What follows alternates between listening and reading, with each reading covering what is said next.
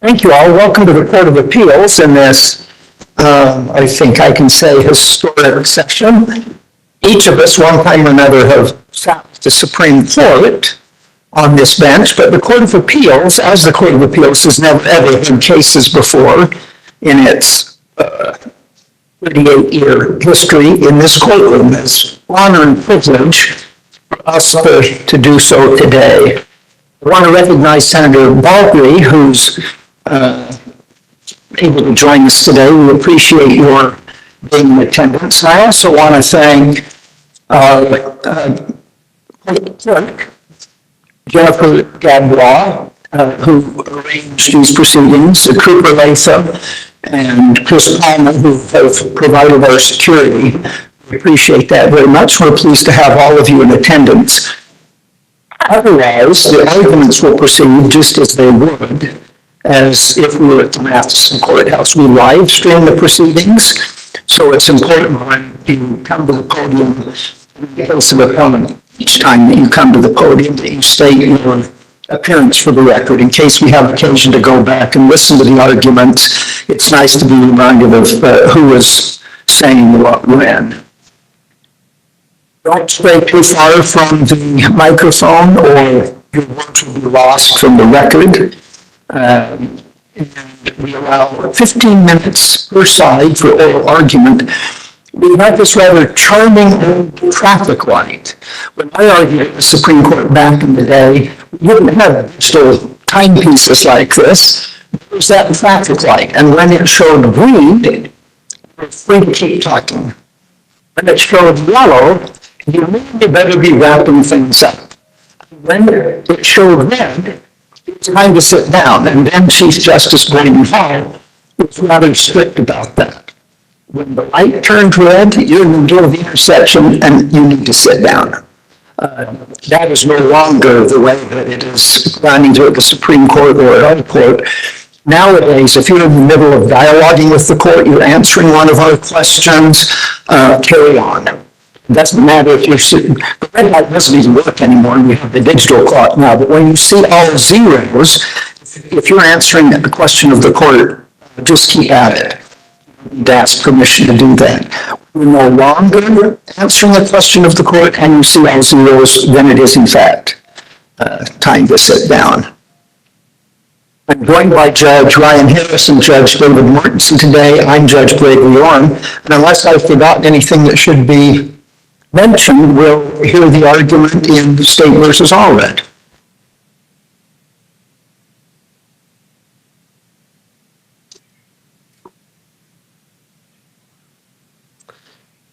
With the court counsel, Brian Craig, counsel for appellant Allred.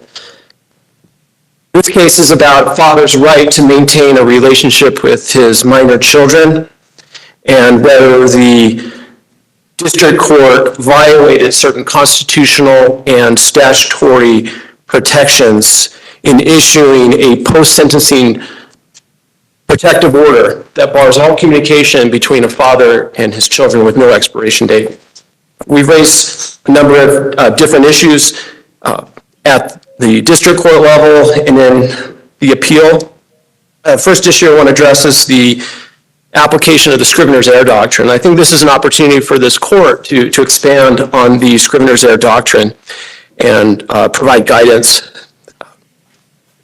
The appellant's contention that the district court erred by applying the Scrivener's Error Doctrine by including other household members of the victim in entering this protective order. The statutory basis that was cited by the district court in issuing this protective order was under Utah Code 78B7805 subsection 3. If we look at the plain and ordinary meaning language of that statute, it states between the perpetrator and the victim. The statute does not include other household members of the victim. Let me ask you about the Scrivener's Error Doctrine. Who's the Scrivener here? Well, it would be the legislature that drafted the statute. So the legislators are the Scriveners. So we have multiple scriveners here. It's not like the Secretary of the Senate, Lexus, who got it wrong. I guess my prior familiarity with the scrivener's error doctrine, the person writing it down got it wrong. Here's an agreement. I misunderstood a part. My note was incorrect. It's an awkward application of the doctrine to apply it to a body with collective responsibility for drafting language. Yeah, and other courts have stated that the application of the scrivener's error doctrine should be on a very limited basis. And in fact, the case cited by the state, the Garfield case, leads to the absurdity doctrine. Also, Bagley v. Bagley of no rational legislator. The Court of Appeals in Equine Holdings states that it's essentially a typographical error and occurs when... Well, this looks kind of like a typographical error. Really, the scrivener's error that the state is pointing to and that the district court pointed to was in subsection 3C of section 805, where there's a cross-reference to section 804.3C, and the argument the district court made and the state's making now is that it meant to be, it should have read 804.3D. There's just one letter. That's the scrivener's error that's at issue. That does look a lot like a typographical error. And that's a valid point. And I think the distinction here is talking about pre-trial sentencing versus a post-trial sentencing protective order. A pre-trial is on a temporary basis versus a post-sentencing protective order has no expiration date whatsoever. There's no expiration date on this protective order. Unlike other statutes, the Cohabitant Abuse Protective Order statute under 78B606 includes a 3-year expiration. Can be extended beyond 3 years if the respondent is convicted of a crime of domestic violence. In this case, defendant was not convicted of a crime of... Yeah, I mean, I take that point, but can you respond to the state's point that the reference here in 805.3C is a continuous protective order is permanent in accordance with this subsection and may include any order described in the other statutes subsection 3C. And when you flip over to 804.3C, there aren't any orders listed in 804.3C. By contrast, there are quite a number of orders, 5 of them to be precise, listed in 804.3D. So one of the state's points is, this is clearly a typo because the cross-reference here talks about orders described in, and when you go back to the cross-reference, there aren't any orders described in this one, but there are orders described in that one. What's your response to that? Yeah, and I think I would just go back to the language in the statute and looking at between the perpetrator and the victim, and it's really not the job of the courts to second guess the legislature, and this goes to the principles of separation of powers between the distinct branches of government, between the executive, the judicial, and the legislative branches. Don't we in doing that, just because there's separation of powers, and in many circumstances we give deference to the legislature and what they've decided, but we also assume in good faith that the legislature is trying their very best, and I mean, nowadays the Utah Code's grown to be quite a thing.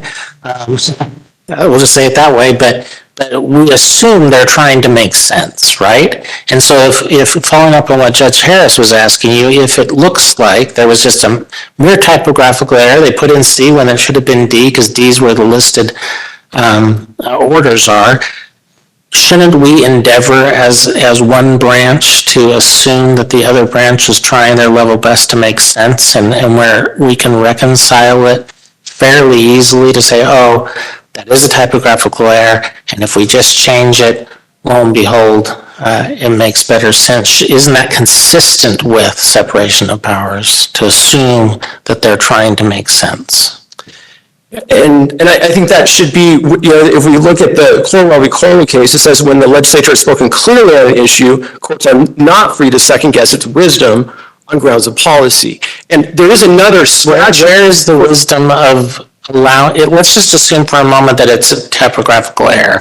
Where is the wisdom in letting a typographical error stand? Well, I think would be the job for the legislature to decide and to amend the statute. This statute's been amended and reviewed several times, or different bill versions, and there is a statute that's in place that would provide protection for the children. That's under the Cohabitant Abuse Protective Order statute under 78B7606. There is another mechanism that exists to be able to provide protection for the children who are the household members of the victim. But there was an expiration date of 3 years for that. Go back to something you said a minute ago. When the legislature has spoken clearly, do you think the legislature spoke clearly here where they reference this over to 3C and talk about may include any orders described in 3C, and then you flip over and there aren't any orders in 3C? Is that clear? I mean, it just makes me scratch my head a little bit. There are some questions. I'll admit that. Yeah, so I take your point. If I look at that and there's a sort of a clear way to make that make sense, then we wouldn't touch it, right? But here, the problem the state's raised and that the district court seemed to be persuaded by is that when you look at the reference to 3C, it doesn't seem clear. And so isn't there a role for the courts to fix a typographical? And certainly the Scrivener's Error Doctrine does exist, and that's why the Scrivener's Error Doctrine exists, but it should be on a very limited basis. Is our argument that application in this context, when the statute is clear, that it should not be applied. The state filed this last September a 24J letter, a supplemental authority letter, pointing out the legislature has gone back and fixed this.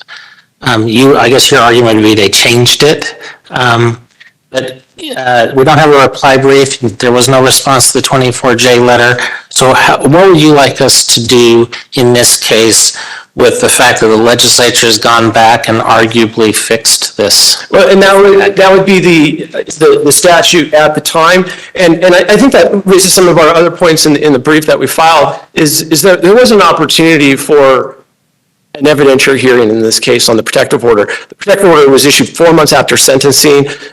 There was not a proper notice. You did get a hearing, your client. It was a hearing. That was an oral arguments hearing. And did not your client's counsel at that hearing indicate that they didn't want a full-blown evidentiary hearing? The hearing was scheduled as an oral arguments hearing, and in the notice was what, and we were arguing that it would be better for the divorce court that is just to consider all the relevant statutory factors in what's in the best interest of the children. And the court didn't even consider any of those factors in issuing the protective order. Okay, let me ask a different question. Yes. Get a different way. Did you all show up at the oral argument and say, Your Honor, this shouldn't simply proceed on an oral argument, we would like to call witnesses? No, Your Honor, no.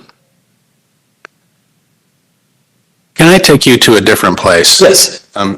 Before your time is out. You've raised this issue of the statutory language in section 3A of 805. And you've raised this issue about timing. The statute says the court may issue a continuous protective order at the time of the conviction or sentencing. Do I understand your argument correctly? Are you arguing that the statute limits the court in terms of the court can only issue a continuous protective order at the time of the conviction or sentencing and cannot issue it later? Is that the way you're reading that language? The statute does say at the time of sentencing, and again, looking at the plain meaning of the statute, this protective order is issued for more than 4 months. That's what I'm asking. I guess I'm not quite sure what you're arguing. Are you arguing that language is effectively a categorical ban on later entered protective orders? We raised concerns with the district court's entry of this protective order. It was issued when defendant was not represented by counsel, when there was not the proper statutory notice that was given. It was given 4 months after sentencing when the statute states at the time of sentencing. Yeah, I mean, I get your other procedural arguments. I just want to focus on this Right. one. And there certainly is continuing jurisdiction of the court while the defendant while the case is still pending, and there's an authority of the court to be able to do that. Yeah, that's what I'm asking. Are you not arguing that statutory language constitutes a categorical ban on later entered protective orders? Again, I'm not sure if the statute is clear on that. Our argument would be that the cohabitant abuse protective order statute is more inclusive of other household members, and that statute under 78B7606 includes a 3-year expiration. This protective order has no expiration. He was sentenced 15 to life, conceivably would never be able to have any contact whatsoever with his children, even after adults. Is that accurate, though? The last sentence, and I understand it's very restrictive, and it is permanent, as permanent as it can be, but it says this order is permanent, shall remain in effect unless otherwise modified by this court. Only this court has the authority to enter, modify, or revoke the order. Is that phraseology, is that illusory? Can your client go back at some point in time and say, you know what, these children are now adults, I think they should have the opportunity to have contact? And certainly, substantial change of circumstances can be grounds to file a new motion to modify the protective order. Isn't that significant? And I think that's a fair point. Our contention is that the district court made multiple errors with the issue of this protective order, did not follow the statutory requirements, and that's what we're raising in this case. And the court acknowledged some of those errors. Very much so, and accorded and apologized to the defendant that errors were made, and the argument was that these were harmless errors. It's my contention, and on behalf of my client, that he's had no contact whatsoever with his children. He just wants to be able to write letters, send cards to his children, and the court has denied him of that, and even given him the opportunity to be able to raise that in evidentiary hearing.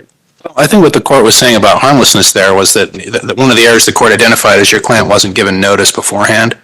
Correct. Yeah, and the court sort of acknowledged that.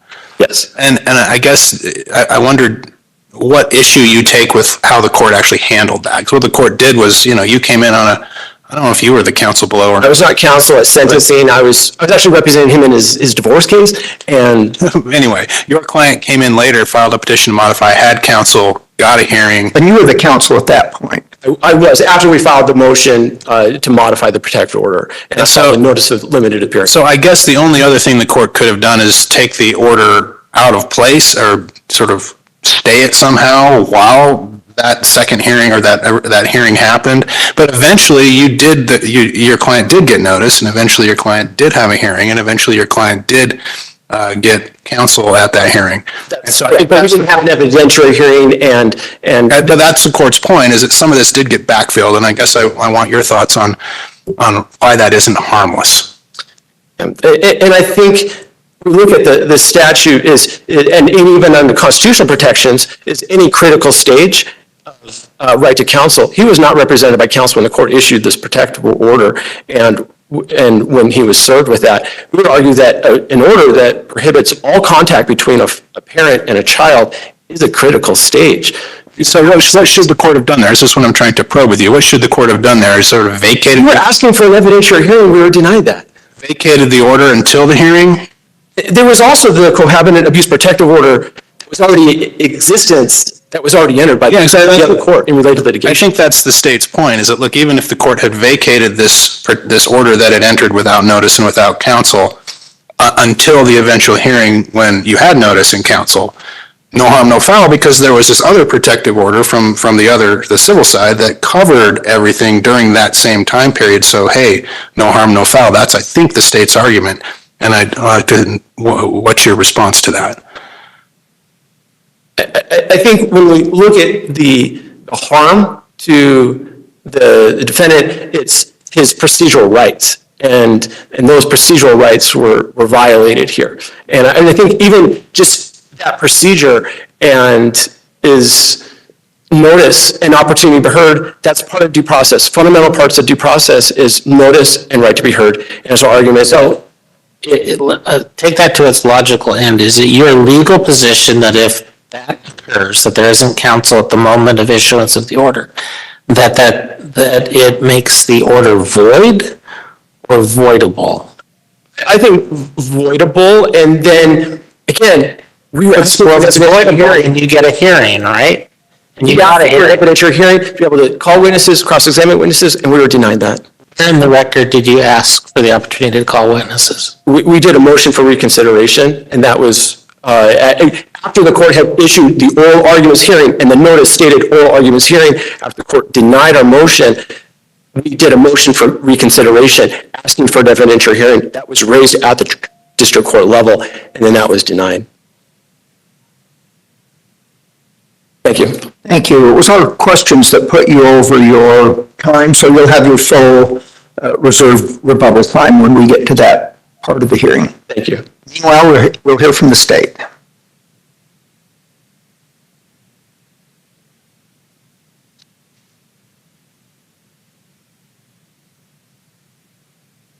Thank you, Your Honors. May it please the court, Daniel Day for the state.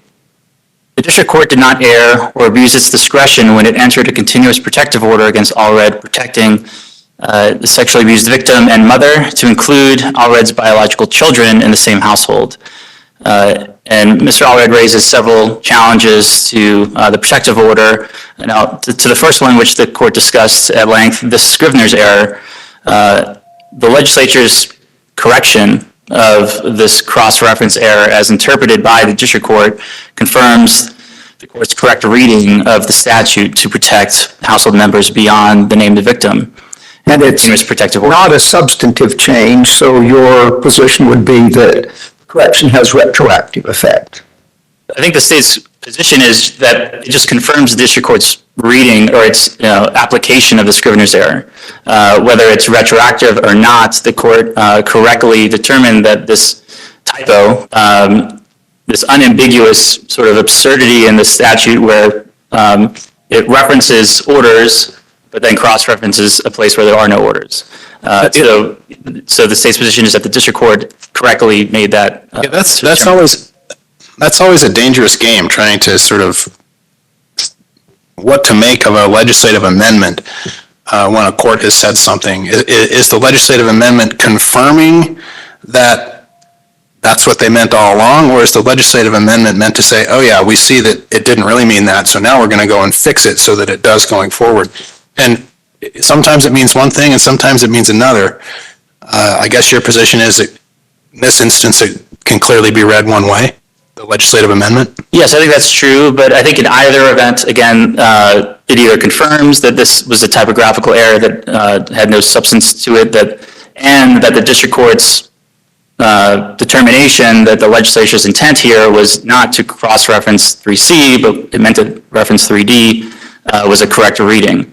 And I think the analysis works in either event. I don't know that this court needs to even make that comment, but it certainly shows that the change was warranted and that the court correctly made that determination.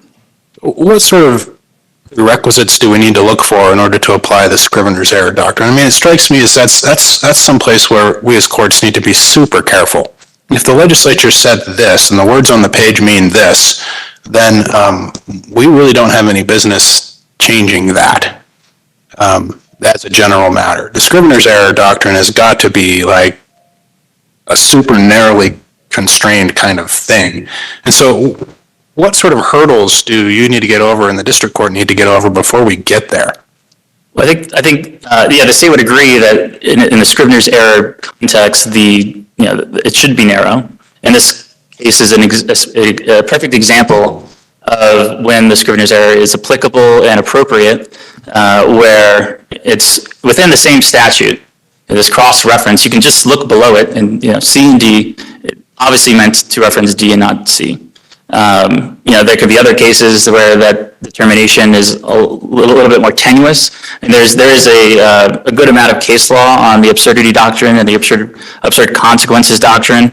This isn't the absurd consequences canon. This is the absurdity doctrine. Right. And I guess that's my question: is it your view that the Scrivener's error doctrine is sort of a subset, lives underneath the umbrella of the absurdity doctrine? Yes. So the absurdity doctrine is essentially where the ambiguity or error is unambiguous. It's just clearly pointing to 3C, right? But it's obviously an error, or obviously leads to absurd results. Then the courts can make that determination, and the case law is pretty specific about how narrow that is.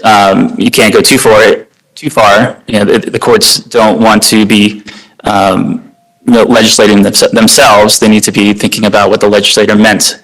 And if that error leads to an absurd result and unambiguously does so, and the legislature could not have meant to do that, and that's essentially the language in the cases, then the courts have the abilities to read it in the way it should be. Yeah, it's got to be more than just ambiguous. It's got to be there's just no other possible thing this could have meant, like something like that. It's just got to be, it would be absurd to read it any other way. That's where we've got to get, right, to get to where you want us to go? Yes, and the Supreme Court case law on this in the state supports that. It's a high bar, but this is a perfect case where this typographical error is just so obvious that the legislature could not have meant to do so. And again, recent amendments prove that. And unless there's no further questions on this Scrivener error issue, counsel spoke about the lack of, well, first, the technical defects in the order were harmless.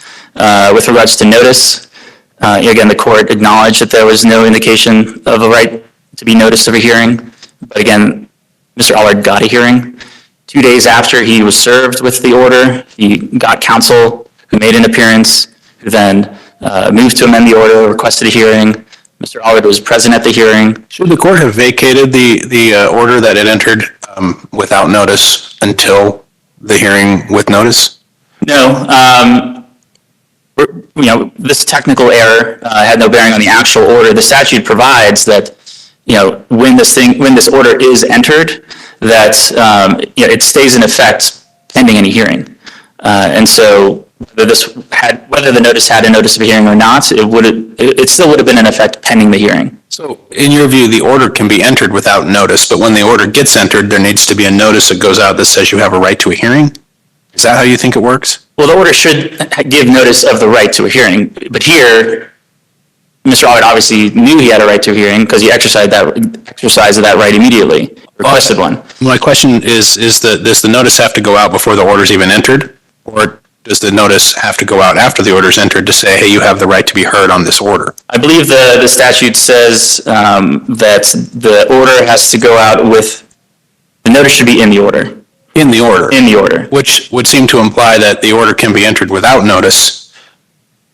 Then the defendant gets notice that the order's been entered and can come in and be heard on it. Well, that's how it works sort of mechanically here. Well, it's not just that. The mechanical thing you're talking about is in the statute itself. It says that the order remains in effect while the hearing's being scheduled. Yes. So obviously, that language cannot exist except in a space where the hearing has not yet occurred, but the order's been entered. Right. But the order's been entered, that notice that was there, and then, obviously, even if this had been entered at sentencing, the hearing for it would not have occurred at sentencing. It would have been scheduled later. And counsel mentioned that there is already a separate protective order preventing contact with biological children in the divorce case during the time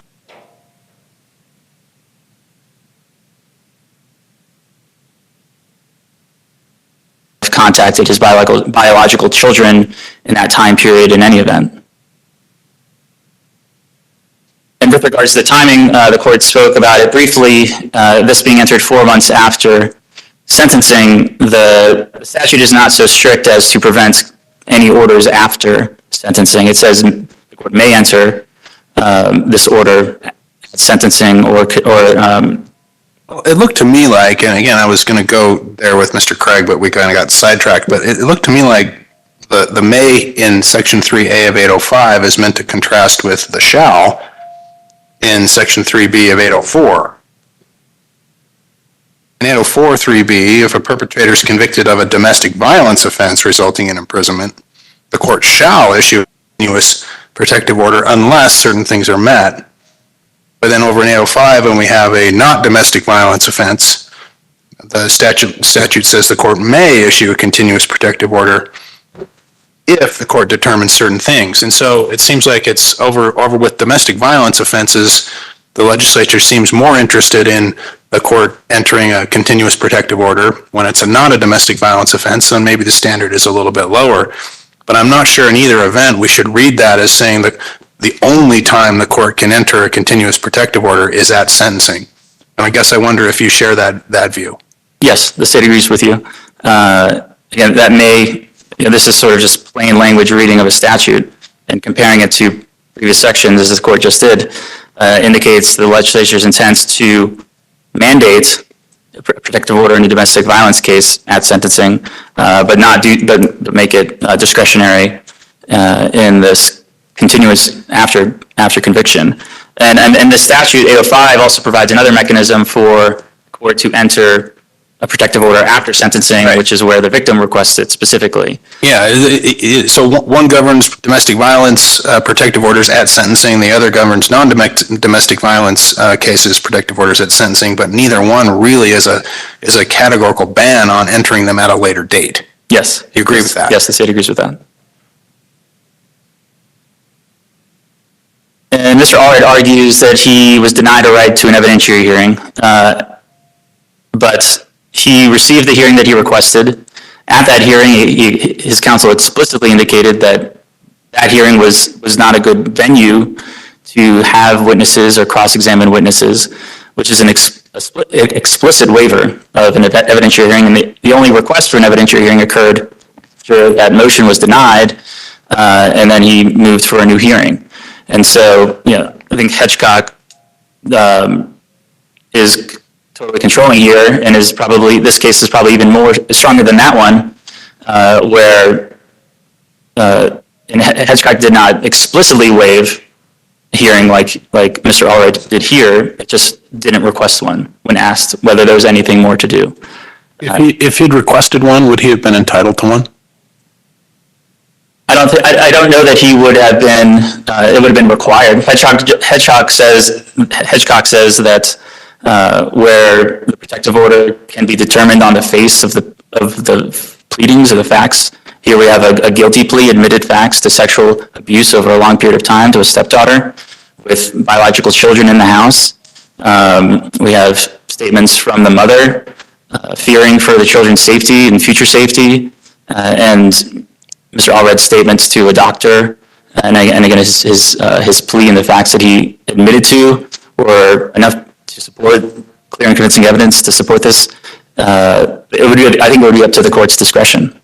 What if the facts were disputed?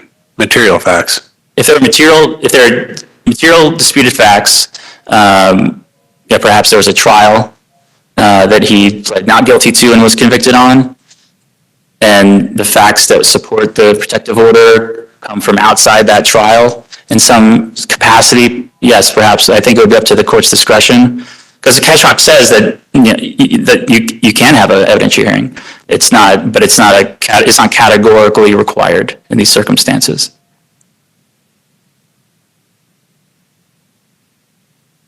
And moving on to Allred's claim about not having counsel when this order was entered. Again, this protective order is a collateral consequence of the sentence. It's not part of the sentence. And so it's not a critical stage requiring counsel. And Mr. Allred exercised his right to counsel when he, 2 days after receiving the order, he got counsel and requested a hearing. His counsel represented him there, and he exercised all of his Sixth Amendment rights to do so at that hearing. And finally, the facts in this case support, by clear and convincing evidence, the right for the court to enter this protective order, including the family and household members and the biological children. The state will rest on its brief on that. The facts here clearly support it. And again, with this Scrivener's error kind of circling back, the preamble of 805 indicates that the court may consider the safety and protection of the victim and any member of the victim's family or household, which again supports that. Let me ask you about the right of counsel. Sentencing is a critical stage of the process for purposes of being entitled to counsel. And 3A, subsection 3A of 805, speaks to the court's ability to issue a continuous protective order at the time of the conviction or sentencing. So it seems to me that it's an adjunct of the sentencing process, which is a critical stage. It seems a little artificial to break off this part of the sentencing and say, well, no right to counsel on that point. Well, I think it goes to, in this particular instance, this, so the court may issue at sentencing. But again, this hearing would happen after sentencing. It most likely wouldn't happen at sentencing. And so it's possible that, counsel would have withdrawn at that point. Again, there's no harm here because he did have counsel at the hearing. But I think the issue that Allred raises that he did not have counsel when the issue was ordered and he was served with it. And there's just nothing supporting that that's required. And if an order is entered sentencing, he obviously would have counsel. But it wasn't required to have, he's not required to have counsel when it's entered, and obviously exercise his rights to have counsel represent him at the subsequent hearing. And I see I'm out of time. If Your Honor have no further questions, the state would ask the court to affirm. Thank you. Thank you. We appreciate the argument. We'll hear rebuttal.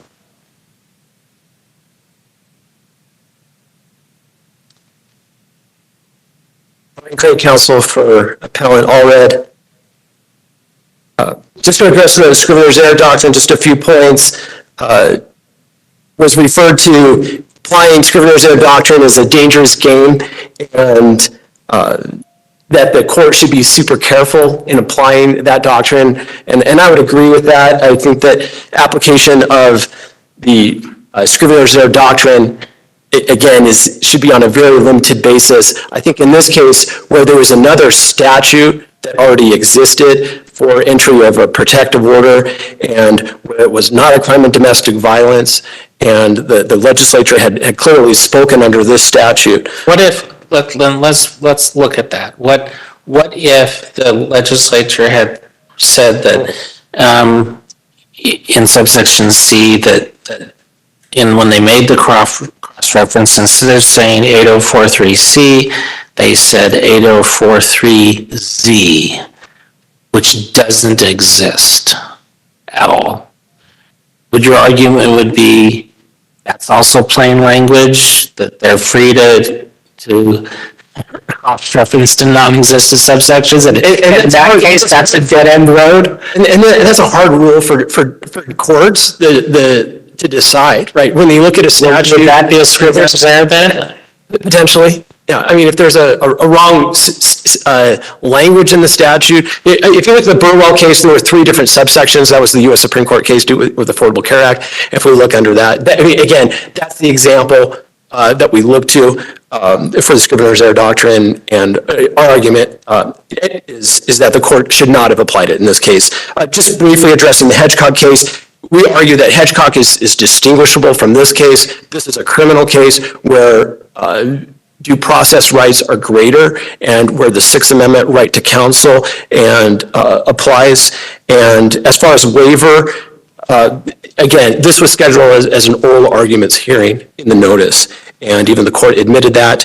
I would look to the State v. Fernando A case. That's the Connecticut Supreme Court case, a sister state, highest court in the state in Connecticut, applying the Matthews due process factors. And there the court concluded that in a criminal case, the defendant is entitled to an evidentiary hearing on a protective order post-sentencing. And it's the argument by my client that the language in that case, in application, is the defendant should be entitled to at least an evidentiary hearing, right to cross-examine witnesses. When you're talking about something so fundamental as a right to maintain a relationship with children, this was a de facto termination of parental rights, where there's no communication without an opportunity to be heard. So, thank you, Your Honor. Thank you. We appreciate the arguments from both sides.